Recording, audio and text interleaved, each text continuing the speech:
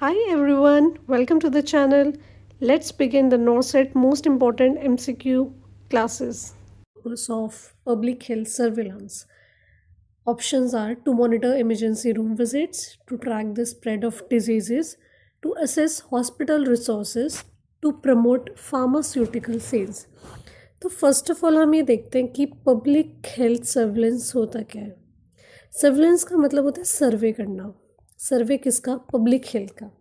यहाँ पे क्या कहते हैं, पब्लिक हेल्थ का अगर हम सर्वे करते हैं वो क्यों किया जाता है, ताकि जो पब्लिक हेल्थ है उसके बारे में जान पाए, उनको उनके डिजीज़ के बारे में जान पाए। वो डिजीज़ के बारे में क्यों जानना होता है, ताकि हमें पता चले कि कौन सी डिजीज़ पब्लिक हेल्थ पे इफ़ेक्ट करती है, कौन सी डिजीज़ किस ड्यूरेशन पे आउटब्रेक करती है। क्योंकि कुछ डिजीज़ ऐसी होती हैं जो किसी पर्टिकुलर सीज़न, किसी पर्टिकुलर एक टाइम पे वो स्प्रेड होती है। तो इन सब डिजीज़ को ट्रैक किया जाता है ताकि इनका पता चल सके और पब्लिक को इन डिजीज़ के बारे में बताया जाए, ताकि नेक्स्ट टाइम इनको क्या हो, अगर लोगों में डिजीज़ होने वाली हो, अगर वो ड्यूरेशन फिर आता हो, वो साइकिल फिर रिपीट होने वाली हो, तो लोगों को अवेयरनेस प्रोवाइड की जाए, है ना, उन्हें प्रिकॉशंस बताया जाए। तो this is the purpose of public health surveillance. ठीक है, तो इसमें राइट ऑप्शन है, जैसे मैंने आपको बताया कि इसमें डिजीज़ के बारे में पढ़े, to track the spread of disease. Let's move on to the next question. Next question is which demographic measure represent the average number of children a woman is expected to have during her lifetime। तो इसमें बोला गया है कि कौन सा demographic major है जो ये बताता है कि कितना एक लाइफ टाइम में वुमेन को कितने average of number women expect कर सकती है। तो ऑप्शंस हैं birth rate, mortality rate, fertility rate and morbidity rate.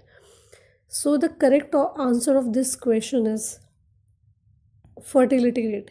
Fertility rate क्या होता है कि वुमेन अपने लाइफ टाइम में कितना एक्सपेक्ट कर सकती है, that is fertility rate.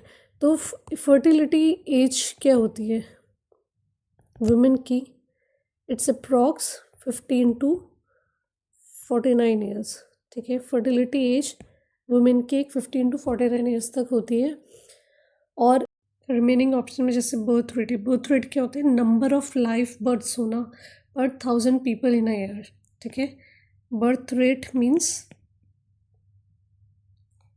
Number of life births होना इन 1000 पीपल पर ईयर। ठीक है, पर in a given year. So number of life births in 1000 people, वो हो गया बर्थ रेशियो, हो गया बर्थ रेट, हो गया। और मोर्टेलिटी रेट मतलब नंबर ऑफ डेथ्स कितनी हुई हैं पॉपुलेशन में पर 1000 इंडिविजुअल्स पर ईयर में। और मॉर्बिडिटी मतलब डिजीज़ रेट, कितने नंबर ऑफ डिजीज़ हुई है पर्सन में विद इन अ पॉपुलेशन। तो ये है first second question and answer is fertility rate. Now the next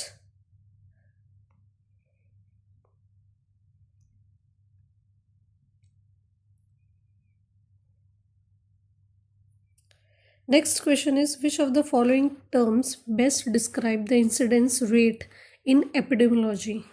Incidence rate, ठीक है, first number of new cases in a specific time period, second total number of cases at a given time, number of deaths from a disease, या फिर number of individuals immunized।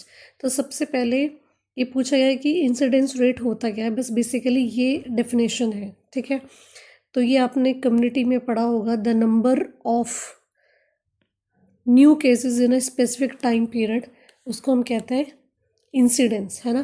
Community में आपने दो topics पढ़े होंगे, headings, prevalence and incidence.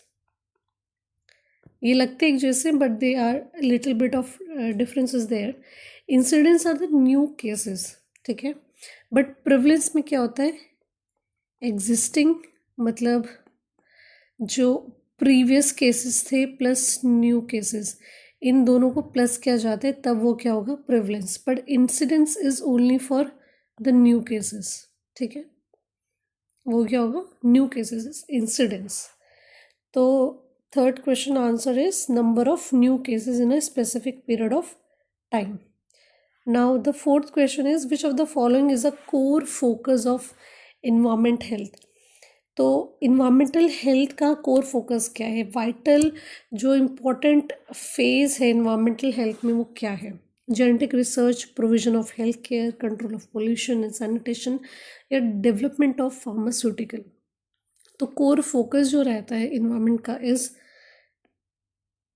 Control of pollution and sanitation, क्योंकि ये it is very important. ये जो लोग होते हैं, जो इन्वायरमेंटल हेल्थ प्रोफेशनल्स होते हैं, ये देखते हैं कि लोगों को क्या मिले, प्रॉपर क्लीन एयर मिले, प्रॉपर वेस्ट डिस्पोजल हो, सेफ ड्रिंकिंग वाटर हो।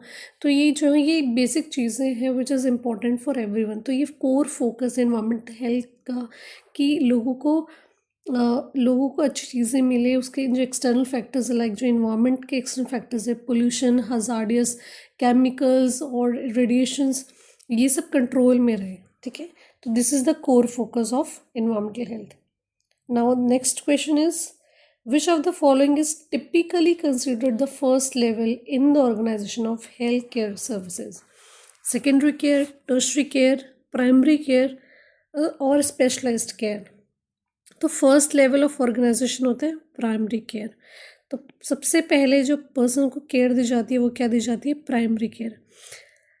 प्राइमरी केयर में क्या होगा, जो एक्यूट या क्रॉनिक इलनेस होगा उनका ट्रीटमेंट होता है या प्रिकॉशंस किए जाते हैं, लोगों को कैसे एजुकेट करके प्रिकॉशंस दिए जाते हैं और लोगों को हेल्थ एजुकेशन, ये सब, ठीक है, प्राइमरी केयर के अंडर आता है, इम्यूनाइजेशन। बट अगर patient is not treated in primary care, अगर उसका डिजीज कंडीशन ज़्यादा बड़ा है तो ही रेफर्ड इन सेकेंडरी केयर, ठीक है। और सेकेंडरी केयर में उसे ट्रीटमेंट दिया जाता है हाई लेवल का। बट अगर वो भी नहीं होता देन टर्शरी केयर में सेकेंडरी केयर से रेफ़र किया जाता है। ऐसा नहीं होता directly the patient will be referred in the tertiary care, ऐसा नहीं होता। पेशेंट को सबसे प्राइमरी केयर में रेफ़र किया जाता है which is the first level in the organisation, right. So let's move on to the next question. In females, the onset of puberty is marked by menarche, thelarche, pubarche, एडनार्की। तो puberty होती क्या है, puberty is nothing but the maturity, ठीक है। Maturity मतलब females में sexual characteristics का development होना is the maturity, is the puberty, ठीक है, उसको प्यूबर्टी कहते हैं। फीमेल्स में प्यूबर्टी एज होती है 10 to 12 ईयर्स ऑफ एज में आती है, ठीक है। अब प्यूबर्टी की क्या होती है, 5 स्टेजेस होती हैं, 5 स्टेजेस होती हैं जिसमें first is thelarche, adrenarche, pubarche, increase in height and menarche, ठीक है। तो इसमें पूछा है ऑनसेट ऑफ प्यूबर्टी फर्स्ट कौन क्या आएगी, थैलार्की, है ना। इसमें क्या होता है, breast development, adrenarche, axilla hair development, axilla hairs development, pubarche में प्यूबिक हेयर डेवलपमेंट, है ना। और menarche everybody knows first menses, which is the last one in the puberty stage. Okay, so next question is arthritis is the disease of arthritis, skin, kidney, liver, joints.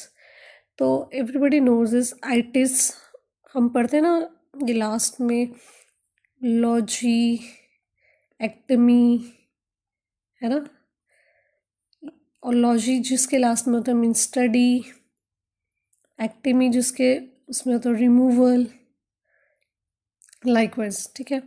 So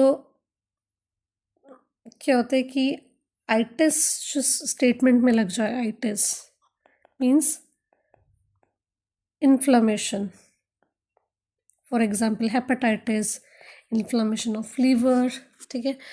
earth means joint, तो joint का inflammation होना is arthritis. तो ये disease किसकी है? Joints की। Done. Now the next question is which gland controls the functioning of other endocrine glands? Thyroid gland, pineal gland, adrenal gland, pituitary gland. तो कौन सा ग्लैंड है जो दूसरे एंडोक्राइन के फंक्शन को कंट्रोल करता है? Now the correct answer is pituitary. क्यों? क्योंकि इसको मास्टर ग्लैंड कहते हैं। मास्टर ग्लैंड मतलब सबका मास्टर। और इसको भी कौन कंट्रोल करता है पिट्यूटरी को? हाइपोथैलेमस, ठीक है। हाइपोथैलेमस करता है पिट्यूटरी को, जिसको मास्टर ऑफ मास्टर ग्लैंड कहते हैं। मास्टर ग्लैंड का भी मास्टर, ठीक है, हाइपोथैलेमस। तो पिट्यूटरी को कहते हैं मास्टर ग्लैंड, ठीक है। Now the next question is night blindness is caused due to the deficiency of vitamin A, D, E, K. Okay, तो ये सारे आप जो देख रहे हैं ये सारे विटामिन्स होते हैं फैट सॉल्युबल। विटामिन्स को डिवाइड किया है दो कैटेगरीज में, which is fat soluble and water soluble. जो वाटर में सॉल्यूट डिज़ोल्व हो जाते हैं दैट इज़ वाटर सॉल्युबल, जो फैट में डिज़ोल्व होते हैं that is fat soluble. Example A, D, E K water soluble is B and C are water soluble. तो इसमें पूछा नाइट ब्लाइंडनेस किस डेफिशिएंसी से होती है, दैट इज ए, ठीक है। Deficiency of vitamin A cause night blindness. Now next question, in the menstrual cycle lowering of which hormone cause menstruation? Progesterone, thyroxine, estrogen, follicle stimulating hormone। तो कौन से hormone के लो होने से क्या होगा? मेंस्ट्रुअल साइकिल का मेंस्ट्रुअल साइकिल शुरू होगी, ठीक है। तो इसमें क्या होगा कि आपने देखा कि मेंस्ट्रुअल साइकिल में आपने पढ़ा होगा कि फेजेस होते हैं, है ना। दैट इज मेंस्ट्रुअल फेज जिसमें जो ब्लीडिंग फेज होती है, फॉलिकुलर फेज जिसमें जो ग्राफिन फॉलिकल है वो फॉर्म होता है ना। ग्राफिन फॉलिकल ग्रो करता है धीरे धीरे फॉलिकल स्टिमुलेटिंग हार्मोन के इन्फ्लुएंस में, और एक मैच्योर फॉलिकल बनता है। Then ovulatory phase, ovulatory phase में क्या होता है? ओव्यूलेशन होता है। 14 डे ग्राफिन फॉलिकल क्या होता है? ब्रेक डाउन होता है और क्या बनाता है? ओवम, ठीक है। और जो रिमेनिंग पार्ट होता है ग्राफिन फॉलिकल का that is called as corpus luteum. वो क्या करता है? यही प्रोजेस्टेरॉन सिक्रीट करता है। और ये प्रोजेस्टेरॉन क्या करता है? मेंटेनेंस ऑफ एंडोमेट्रियम, एंडोमेट्रियम का मेंटेनेंस करता है। क्यों? ताकि जब फर्टिलाइजेशन हो और जाइगोट बने तो जाइगोट को इम्प्लांट कहाँ होना है? एंडोमेट्रियम में होना है। तो एंडोमेट्रियम में जब वो इम्प्लांट होगा तो उसके लिए एंडोमेट्रियम भी तो इतनी क्यों नहीं पावरफुल होनी चाहिए। तो एंडोमेट्रियम को ग्रो करने में, उसको मेंटेन करने में कौन हेल्प करता है? प्रोजेस्टेरॉन, ठीक है। But in case if fertilisation does not occur, ठीक है, प्रेगनेंसी नहीं हुई है, ओवम फर्टिलाइज नहीं हुआ है, तो क्या होता है? प्रोजेस्टेरॉन का लेवल डिक्रीज हो जाता है और उस केस में मेंस्ट्रुएशन शुरू होती है। So the right answer is progesterone. Done. Okay, the next question is deficiency of which vitamin causes scurvy disease? तो vitamin A, vitamin B6, vitamin K and vitamin C, ठीक है। तो vitamin which cause scurvy is the correct answer is vitamin C, ठीक है, जैसे ascorbic acid भी कहते हैं। तो इसके डेफिशिएंसी से क्या होगा, केमिकल नेम है इस विटामिन सी का स्कॉर्बिक एसिड, इसके डेफिशिएंसी से डिजीज़ क्या होगी, स्कर्वी। ठीक है, अभी विटामिन ए हमने पढ़ा था क्या कॉज करता है, night blindness. Night blindness cause करता है किसी कमी से, जिसे रेटिनॉल कहते हैं। ठीक है, vitamin K and vitamin B6 आप मुझे कमेंट सेक्शन में बताएंगे क्या करता है।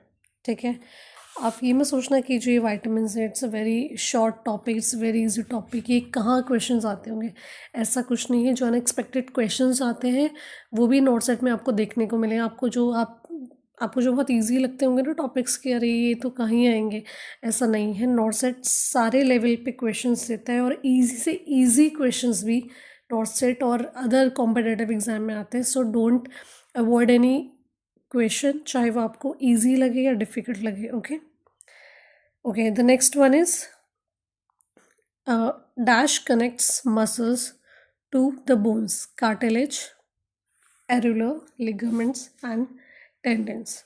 So the correct answer is tendons. ठीक है, as you can see the picture, यहाँ क्या है, ये मसल्स है ना, और ये बोन है।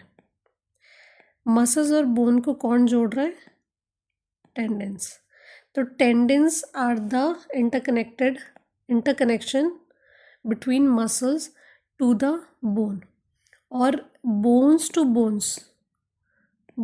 बोन्स कौन कनेक्ट करता है, लिगामेंट।